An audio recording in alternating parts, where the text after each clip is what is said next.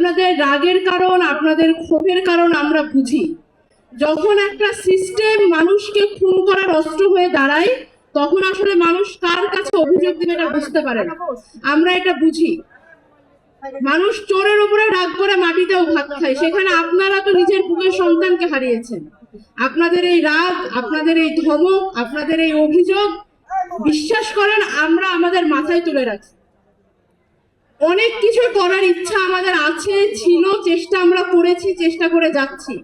কিন্তু যেই সিস্টেম হাজারের উপরে মানুষের প্রাণ কেড়ে নিয়েছে, সেই সিস্টেম 2 বছরে কতটুকু শুধরানো সম্ভব, যতটুকু শুধরানো গেলে আপনাদের সকলকে ন্যায় বিচার পাওয়ানো যায়, এটা আপনারা বুঝবেন। আপনারা বিবেকবান মানুষ, আপনাদের সন্তানেরা এই যুগের সূর্য সন্তান।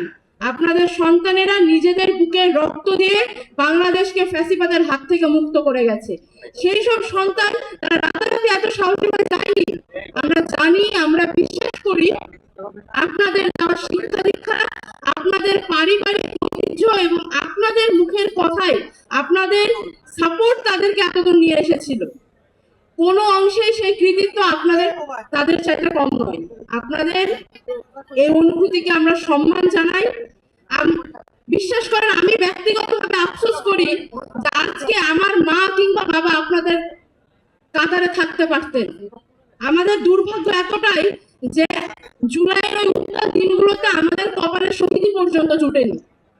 শহীদদের, শত শত শহীদদের রক্তের ওজন বহন করার জন্য এই দুনিয়াতে আল্লাহ তাআলা আমাদের এখনো বাঁচিয়ে রেখেছে।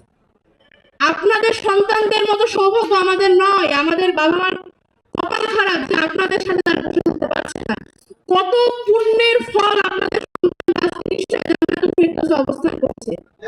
আপনারা আমাদের জন্য দোয়া করবেন যেন এই দায়িত্বের বোঝা আমাদের জন্য একটু সহজ হয়, এই পরীক্ষা আমাদের জন্য একটু সহজ হয়। আপনাদের কাছে আমরা কোনো সান্ত্বনা নিয়ে আসি না, আমরা আপনাদের কাছে আসি একটু সান্ত্বনা পেতে।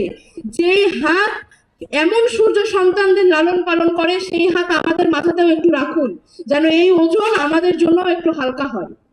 আপনাদের প্রত্যেকটি ক্ষোভ আমাদের জন্য সামনের দিনে এগিয়ে যাওয়ার জন্য চ্যালেঞ্জ যোগায়, আমাদেরকে, আমাদের উদ্দীপনা দেয় যে না, আমাদের এই বাবাকে, এই মাকে, এই ভাইকে, এই কন্যাকে ন্যায় বিচার পাওয়া দিতে হবে। আপনাদের সামনে কথা বলতে গেলে লজ্জায় মাথা নিচু হয়ে আসে, একই সাথে চোখে পানি চলে আসে। আমরা কি করে আপনাদের সামনে দাঁড়াই সেটা আপনারা ভালোই বুঝতে পারবেন, কারণ আপনাদের সন্তানরাও তো আমাদের কথা ভেবে এই রাস্তায় এসেছিল। মনে করুন আমরাই আপনাদের সেই সন্তান। আমরা ভুল করলে ধমক দিবেন, বোঝাবেন, কিন্তু আমাদের মাথার উপর থেকে হাত সরিয়ে নেবেন না, আমাদের ছেড়ে যাবেন না। আপনারা দুইটা বকলেও আপনারা আমাদের বাবা মা, দুইটা মারলেও আমাদের বাবা মা।